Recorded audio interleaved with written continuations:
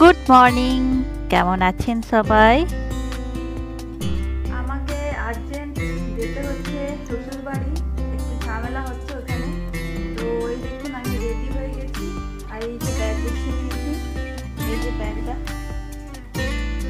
আর এইখানে ব্যাগটা নিয়েছি। আমি একাই যাচ্ছি, ছেলে এখানে। তো দেখুন আমি ভিরিঙ্গির মোড় থেকে বাসে চেপে আসানসোল এসেছি।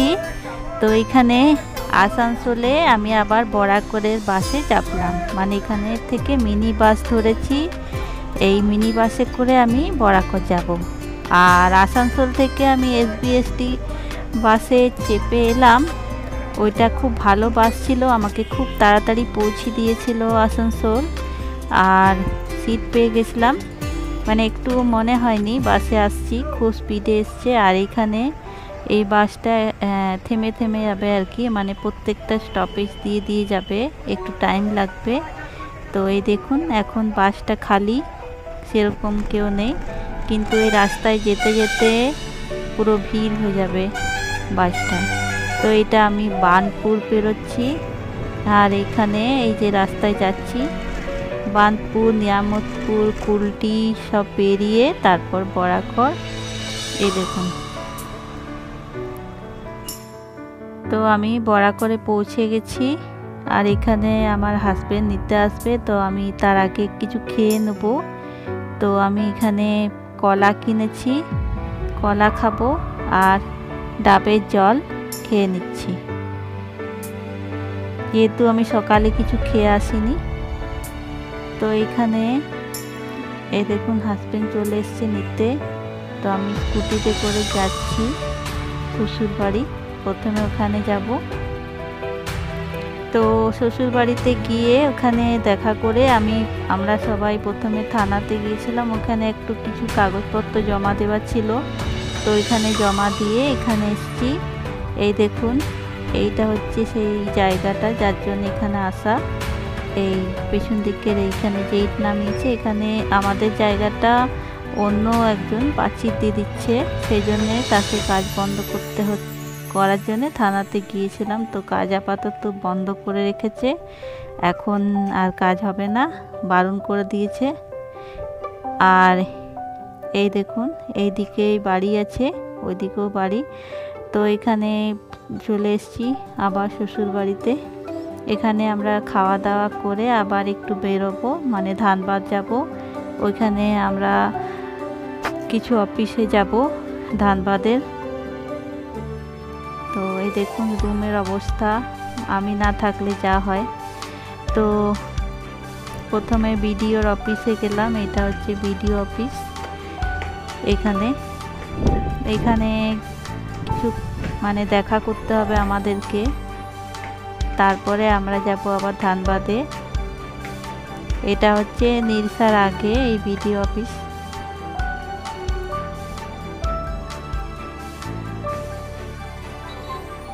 তো ওখানে দেখা করে আমরা আবার এসছি। এটা হচ্ছে ধানবাদের কোর্ট। তো এখানে কোর্টে আমাদের আবার কাগজপত্র জমা দিতে হবে। তো আমরা এখানে এসডিওর অফিসে দেখা করে তারপরে এখানে বেরিয়ে এলাম, আর বেরিয়ে একটু এদিকে ঘোরাঘুরি করছি, মানে আমার জায়ের কাজ হয়ে গেছে, আর ওরা কিছু কাগজপত্র তখন জমা দিবে, তার জন্য বসে আছে আরও। তো আমরা কিছু খিদে পেয়েছে, তো এইখানে দেখুন ছোলা সিদ্ধ হচ্ছে। তো আমরা ছোলা সিদ্ধ নয়, কাঁচা ছোলা আমরা নিয়েছি মিক্সচার বানিয়ে। তো সেই ছোলা খাচ্ছি এখন বসে বসে দুজনা, কারণ অনেকটা টাইম হয়ে গেছে আর একটু খিদেও পেয়ে গেছে। তারপরে কাজ হয়ে যাবার পর আমরা বাইরে বেরিয়ে এসেছি। তো এখানে বেলের শরবত বিক্রি হচ্ছিল, বেলের শরবতটা খুব সুন্দর খেতে। তো আমরা সবাই 1 গ্লাস করে 2 গ্লাস করে বেলের শরবত খেয়েছি, আর খুব সস্তাতেই দিচ্ছিল, 10 টাকা গ্লাস, অনেকটা করে দিচ্ছিল। এই দেখুন 10 টাকায় এতটা করে শরবত দিচ্ছে।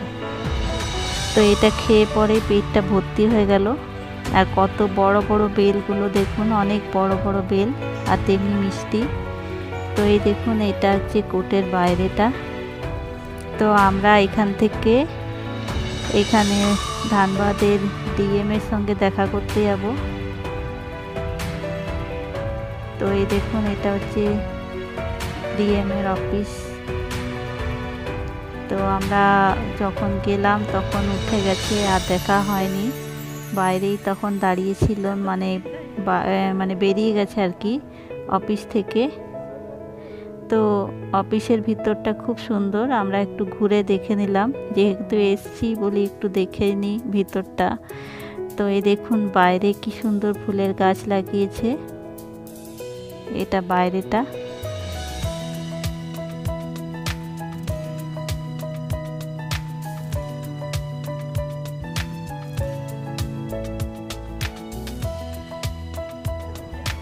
তো ওখান থেকে আমরা আবার বেরিয়ে গাড়িতে করে এখানে চলে এসেছি নীলসা। এখানে নীলসাতে এটা হাটের মতন বসেছে। তো আমরা এখানে কিছু খাবার খেয়ে নিলাম, মানে খিদা পেয়ে গেছে আবার।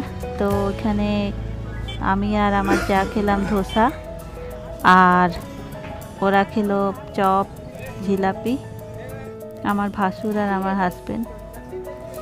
তো এখানে ধোসা খেয়ে ছেলেগুলোর জন্য কিছু কিনে চলে এসেছি। আর এইটা হচ্ছে পরের দিন সকাল, দেখুন সকালবেলাতে কি সুন্দর আকাশটা, আর আর হাওয়াটা খুব সুন্দর আসছে ছাদে। ওইদিকে নদীটা আছে, বরাকর নদী। তো পুরো হাওয়া আসছে ছাদের মধ্যে, আমরা একটু ছাদে হাঁটাহাঁটি করে নিচ্ছি, খুব ভালো লাগছিল।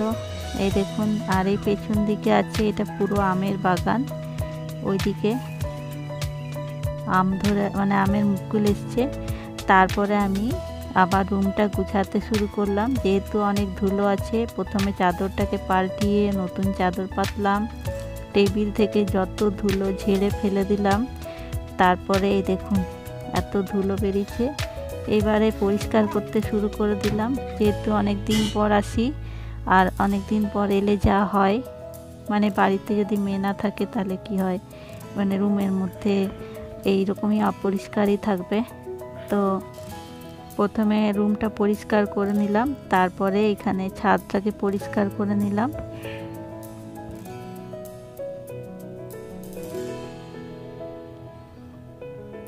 ছাদের কোনায় কোনায় নোংরা ছিল, সেগুলো সব ফেলে ছাদটা ঝাড় দিয়ে দিলাম। এই দেখুন পুরো পরিষ্কার করে নিয়েছি, এবারে মুছে নিলাম পুরো ভালো করে।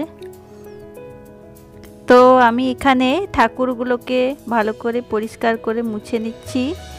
ঠাকুরগুলোর আশেপাশে একটু করে ঝুল হয়ে গেছিলো, আর ঠাকুরগুলো তো একটু ধুলো হয়ে গেছিলো, তো এগুলো পরিষ্কার করে নিচ্ছি। এই কৃষ্ণ ঠাকুরটা আছে না, এটা একটা ক্যালেন্ডার ছিল, তো এত ভালো লেগেছিল আমার এই ঠাকুরটাকে, তো আমি এটাকে বাঁধিয়ে নিয়েছি। আর এদিকে আমি ভুট্টা সিদ্ধ করতে চাপিয়ে দিয়েছিলাম এখানে ইন্ডাকশনে। তো এখানে ভুট্টা সিদ্ধ করে নিয়েছি, খাবো। আর এই যে এইটা দেখছেন না, এইটা আমার হাজবেন্ড প্রত্যেক দিন বানায়, এইগুলো গরুকে খাওয়াবার জন্য, বলে গোমাতাকে প্রত্যেক দিন খাওয়াতে হয়। তো এই টাটকা ও করে দেয় আর নিচে যেয়ে খাওয়ায়। তো এইখানে দেখুন, এখানে পাখিদেরকে দিয়ে দিয়েছে খাবার, এখানে কাঠবিড়ালি আর পাখি এসছে খেতে।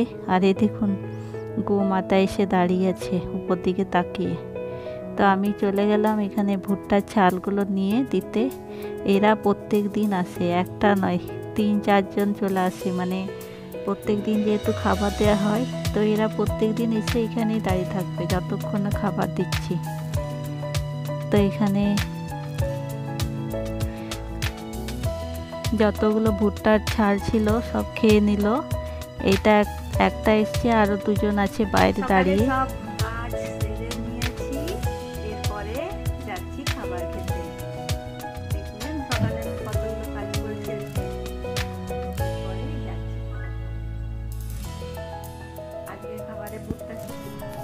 তো আজকের ভিডিওটা এতটুকু নেই, তো আজকের মতন টাটা।